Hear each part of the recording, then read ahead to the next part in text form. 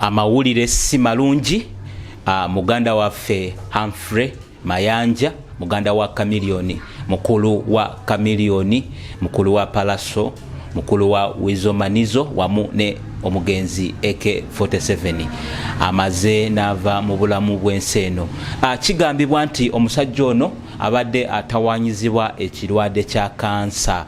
Abadde atawanyizibwa ekirwadde kya kansa mu lubuto, ate amaze nakyo ebbanga ddene nga kimutawanya. Amaze nava mu bulamu bw'enseno olunaku olwaleero. Tusaasira Mayanja family wamu n'ab'emikwano n'enganda. Tubasaasira kitalo nnyo. Kigambibwa nti omusajja ono ekirwadde kino kyamukwata nga ali mu US. Ne basobola omujjanjaba era gyabadde awangalidde, gyabadde abeera nga bamujjanjaba ekirwadde kino ekya kansa.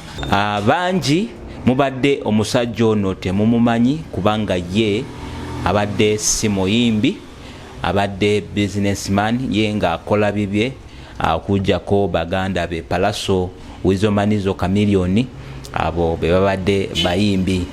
Gwatanaba kusubscribinga, nsaba osubscribinge tubeere nga tukutusako buli kimu ekitambula wano ku Lincoln TV.